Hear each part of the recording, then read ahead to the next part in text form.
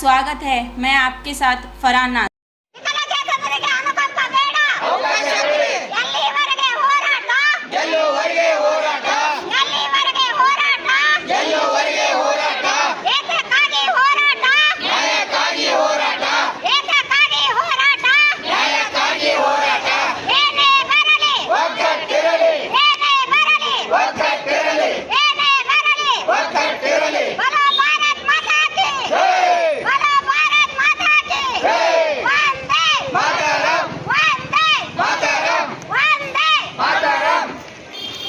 ಇವತ್ತು ರಾಜ್ಯಾದ್ಯಂತ ಏಕಕಾಲಕ್ಕೆ ಎಲ್ಲ ಜಿಲ್ಲಾಧಿಕಾರಿಗಳ ಮುಖಾಂತರ ಇವತ್ತು MRW ಮತ್ತು VRW URW ಒಕ್ಕೂಟದ ವತಿಯಿಂದ ನಾವು ಮನವಿಯನ್ನು ಸಲ್ಲಿಸ್ತಾ ಇದ್ದೇವೆ. ನಮ್ಮ ಬೇಡಿಕೆಗಳು ಈಡೇರಿರುವವರೆಗೂ ನಾವು ಉಗ್ರವಾದ ಒಂದು ಹೋರಾಟವನ್ನು ಹಮ್ಮಿಕೊಳ್ತಾ ಇದ್ದೇವೆ. ಇವತ್ತು ಮುಖ್ಯವಾದ ಬೇಡಿಕೆ ನಮ್ಮ ವಿಕಲಚೇತನರ ಮತ್ತು ಹಿರಿಯ ನಾಗರಿಕರ ಇಲಾಖೆಯ ನಿರ್ದೇಶಕರು ಆದಂಥ ಲತಾ ಕುಮಾರಿ ಮೇಡಮ್ ಅವರನ್ನು ವರ್ಗಾವಣೆ ಮಾಡುವಂಥ ಹುನ್ನಾರ ನಡೆದಿದೆ.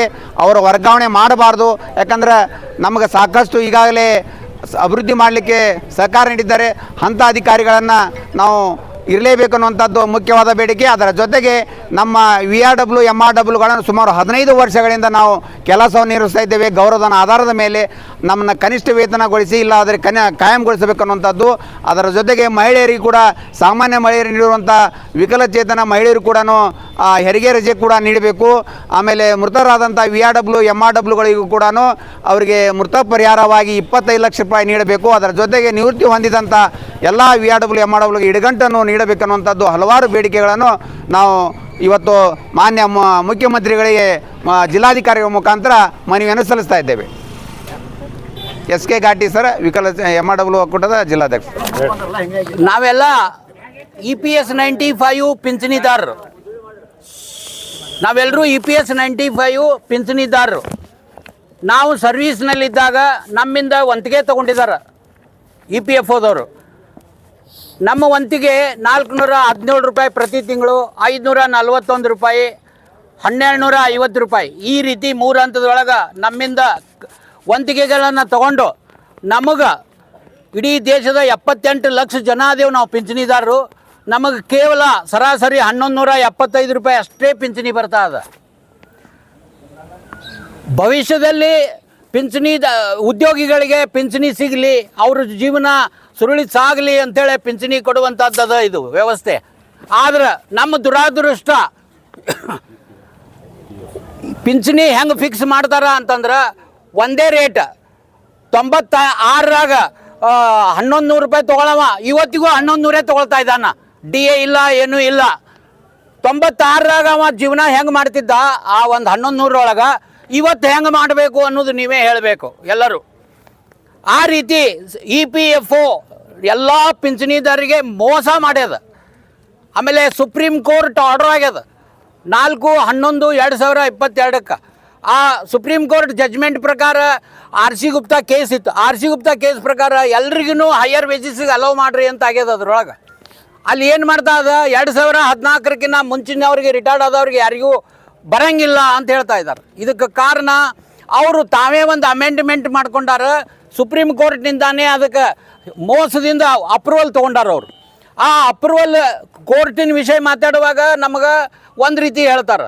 ನಮಗೆ 14ಕ್ಕಿಂತ ಮೊದಲಿನವ್ರಿಗೆ ತಮ್ಮ ಅಮೆಂಡ್ಮೆಂಟ್ ತೋರಿಸ್ತಾ ಇದ್ದಾರೆ. ಹಂಗೆ ಮಾಡಿ ಇವಾಗ ಅದನ್ನು ಹೈಯರ್ ವೇಜಸ್ಸಿಗೂ ಕೊಡ್ತಾ ಇಲ್ಲ. ಟೋಟಲಿ EPFOದವರು ನಮಗೆಲ್ಲರಿಗೂ ಮೋಸ ಮಾಡಿದ್ದಾರೆ. ನಮ್ಮ ಅಶೋಕ್ ರಾವತ್ ಅವರು, ನಮ್ಮ NAC ರಾಷ್ಟ್ರೀಯ ಅಧ್ಯಕ್ಷರವರು, ಅವರು ಇವತ್ತಿನ ದಿವಸ ದಿಲ್ಲಿ ಒಳಗೆ ಜಂತರ್ ಮಂತರ್ ಒಳಗೆ ಉಪವಾಸಕ್ಕೆ ಕುಂದಿರ್ತಾ ಇದ್ದಾರೆ. ಅವ್ರ ಕೇಂದ್ರೀಯ ಸಮಿತಿ ಎಲ್ಲರೂ ಉಪವಾಸ ಕುಂದಿರ್ತಾರೆ. ಅವರು ಉಪವಾಸ ಕುಂದಿರ್ತಾರೆ ಅಂಥೇಳಿ ನಾವು ಇಲ್ಲೇ ಮನವಿ ಕೊಡೋಣ ಅಂಥೇಳಿ ಜಿಲ್ಲಾಧಿಕಾರಿಯವ್ರ ಹತ್ರ ಬಂದಿದ್ದೇವೆ ನಾವು. ನನ್ನ ಹೆಸರು ವೀರಕುಮಾರ್ K. ಗಡಾದ್. ನಾನು ಕರ್ನಾಟಕ NAC ಉಪಾಧ್ಯಕ್ಷ. ಈಗ EPFOದವರು ಸುಪ್ರೀಂ ಕೋರ್ಟ್ ಆರ್ಡರ್ ಪ್ರಕಾರ ನಮಗೆಲ್ಲ ಹೈಯರ್ ವೇಜಸ್ ಕೊಡ್ತೀನಿ ಅಂತ ಹೇಳ್ತಾ ಇದ್ದಾರೆ. ಸುಪ್ರೀಂ ಕೋರ್ಟ್ ಒಳಗೆ ಬೇಕೇ ಬೇಕು, ಬೇಕೇ ಬೇಕು. EPS 95 ಪಿಂಚಣಿದಾರರಿಗೆ, ಮೋಸಗಾರ EPFOಗೆ, ಮೋಸಗಾರ EPFOಗೆ ಹಣ ಸಂಗ್ರಹಣೆ ಮಾಡುತ್ತಿರುವ ಇಪಿಎಫ್ಒಗೆ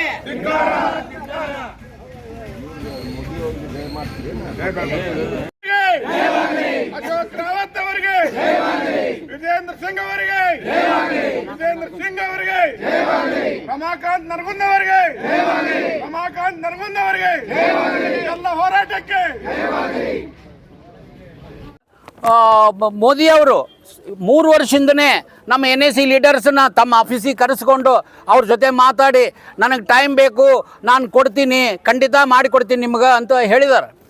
ಹೇಳಿದ್ರೆ ಇವತ್ತಿನವರೆಗೂ ಅವರು ಏನೂ ಕ್ರಮ ತಗೊಂಡಿಲ್ಲ. ಇನ್ನೊಂದೇನು ಅಂತಂದ್ರೆ ಪಾರ್ಲಿಮೆಂಟ್ರಿ ಸ್ಟ್ಯಾಂಡಿಂಗ್ ಕಮಿಟಿಯಿಂದ ವರದಿ ತೊಗೊಳ್ಳಿಕ್ಕೆ ಅವರು ಮೊನ್ನೆ ಮಾಡಿದರು ಕೆಲಸ. ಆ ಸ್ಟ್ಯಾಂಡಿಂಗ್ ಕಮಿಟಿಯವರು ಏಪ್ರಿಲ್ 20ನೇ ತಾರೀಕಿಗೆ ವರದಿ ತೊಗೊಂಡಿದ್ದಾರೆ ನಮ್ಮ ಲೀಡರ್ ಕಡೆಯಿಂದ.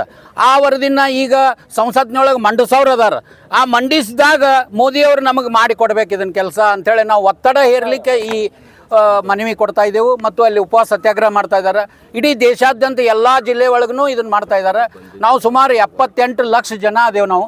ಇದು ಬಿಜಾಪುರ ಜಿಲ್ಲಾ NAC ಘಟಕ. ಇದು ಅಧ್ಯಕ್ಷರು ನಮ್ಮ SJ ಗೌಡರ್ ಸರ್, ಇವರು ರಿಟೈರ್ಡ್ ಪ್ರಿನ್ಸಿಪಾಲ್ರು.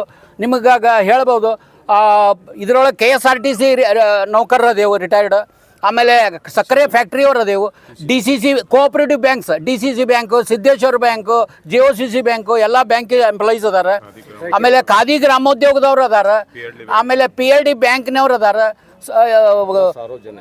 ನೂಲಿನ ಗಿರಣಿ, ಆಯಿಲ್ ಮಿಲ್ಲು, ಎಲ್ಲ ಕಾರ್ಮಿಕ ವರ್ಗ ಎಲ್ಲನೂ ಇದ್ರೊಳಗೆ ಅದಾರ. ಸಂಸದರಿಗೆ ಮೊನ್ನೆ ನಾವು ಮನವಿ ಕೊಟ್ಟೆವು. ಅವ್ರಿಗೂ ವಿನಂತಿ ಮಾಡ್ಕೊಂಡೆವು, ಸಂಸತ್ನೊಳಗೆ ನೀವು ಮಾತಾಡಬೇಕು, ನಮ್ಗೆ ಪರವಾಗಿ ನೀವು ನಮ್ಗೆ ಪೆನ್ಷನ್ ಕೊಡಿಸ್ಲೇಬೇಕು ಅಂತ ಹೇಳಿದೆವು. ನೀವೇನು ಅವ್ರ ಹತ್ರ EPFOದವ್ರ ಹತ್ರ ಸುಮಾರು 18 ಲಕ್ಷ ಕೋಟಿ ಹಣ ಅವ್ರ ಹತ್ರ ಬಿದ್ದದ ಸರ್ಪ್ಲಸ್. ಆ ಅಮೌಂಟ್ನಿಂದ ಬರೀ ಬಡ್ಡಿಲೇ ನಮ್ಮ 78 ಲಕ್ಷ ಪಿಂಚಣಿದಾರಿಗೆ ಅವರು ಕೊಡ್ಬೋದು ನಮಗೆ. ಅದ್ರ ಸಲುವಾಗಿ ನಾವು ಇದು ಒತ್ತಡ ನಾವು ಹೇರ್ತಾ ಇದ್ದೇವೆ, ಕೊಡ್ರಿ ಅಂತೇಳಿ. ಸರ್ಕಾರಕ್ಕೆ ಏನೂ ಬರ್ಡನ್ ಇಲ್ಲ, ನಾವು ಕೊಟ್ಟಂಥ ದುಡ್ಡಿನಿಂದಾನೇ ಅವ್ರು ಕೊಡ್ಬೋದು. ಇದು EPFO ಎಂಥ ಮೋಸಗಾರ ಅದ ಅಂತಂದ್ರೆ, ನಾವು ಪ್ರತಿ ತಿಂಗಳು ಕೂಡಿ ಟನ ಅವ್ರ ಹತ್ರ ಲಂಸಮ್ ಇರ್ತದೆ.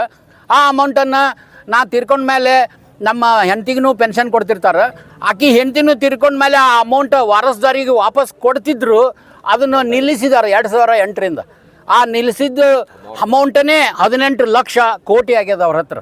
ಆ ಅಮೌಂಟ್ ಎದಕ್ಕೆ ಇಟ್ಕೋತಾರೆ ಅವರು? ಯಾರು ಉಪಕಾರಕ್ಕೆ ಇಟ್ಕೊಂಡಿದ್ದಾರೆ ಗೊತ್ತಿಲ್ಲ, ಸುಮ್ಮನೆ ಹಣ ಸಂಗ್ರಹಣೆ ಮಾಡ್ತಾ ಇದ್ದಾರೆ. ಅದಕ್ಕೆ EPFO ಮೋಸಗಾರದ. EPFO ಖಂಡಿತ ಅವ್ರನ್ನ ನಾವು ಖಂಡಿಸ್ತೇವೆ.